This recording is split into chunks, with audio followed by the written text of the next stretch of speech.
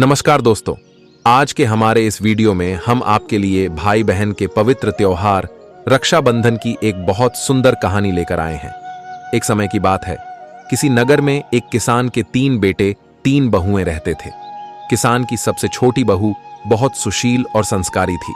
साथ ही वह भगवान भोलेनाथ की अनन्य भक्त थी। सावन के महीने में शुक्र दोनों बहुएं रक्षाबंधन के त्योहार पर अपने अपने पीहर जाने की तैयारी करने लगी। सुबह जल्दी उठकर घर का सारा काम करने लगी तो छोटी बहू ने पूछा, क्या बात है दीदी, आज इतनी जल्दी जल्दी काम क्यों कर रही हो? तो उसकी जेठा मां बोली, कल रक्षाबंधन का त्योहार है, हम सभी को अपने अपने भाई को राखी बांधने अपने पीहर जाना है। तेरा तो कोई भाई नहीं है, तू क्या जाने रक्षाबंधन के त्योहार का महत्व, भाई बहन के रिश्ते का महत्व। छोटी बहू को यह बात बहुत बुरी लगी और वह भगवान भोलेनाथ की प्रतिमा के समक्ष खड़ी होकर खूब रोई और बोली, यदि मेरा कोई भाई होता तो आज मैं भी अपने पीहर जाती।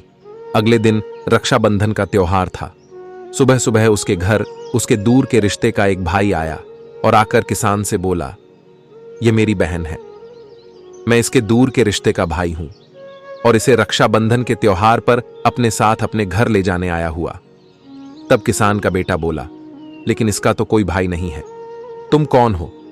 उसके समझाने पर किसान और उसका बेटा मान गया और छोटी बहू को उसके साथ भेजने को तैयार हो गए। परंतु छोटी बहू के पति के मन में कुछ शंकाएं थीं।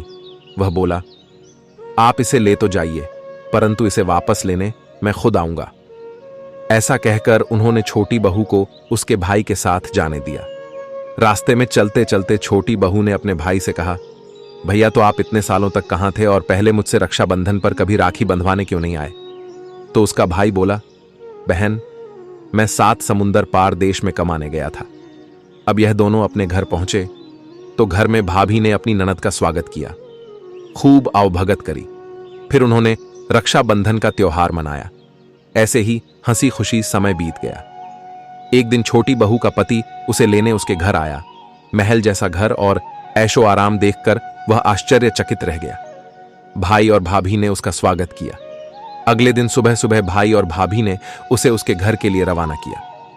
विदा करते समय उसे खूब सोना, चांदी, हीरे, जवाहरात आदि दिए हैं कि थोड़ी दूर जाने पर छोटी बहू का पति बोला, अरे मैं गलती से अपना कुर्ता वहीं भूल आया हूं।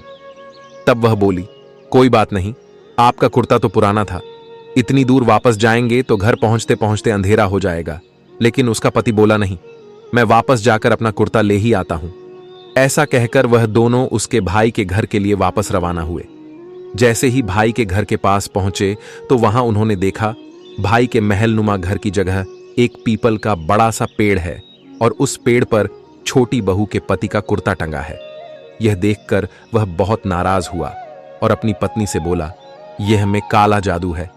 कौन था वह जो तेरा भाई बनकर तुझे यहां लेकर आया था? मुझे तो शुरू से ही शक था, इसीलिए मैं तुझे लेने आया था। बता कौन था वह? ऐसा कहकर वह छोटी बहू को मारने लगा।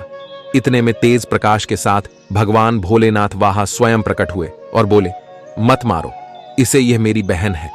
हर साल रक्षाबंधन के त्योहार पर यह मुझे राखी बांधती आई है और अब मैंने इसका भाई होने का फर्ज निभाया है, इसीलिए इसको मैंने अपनी बहन माना है।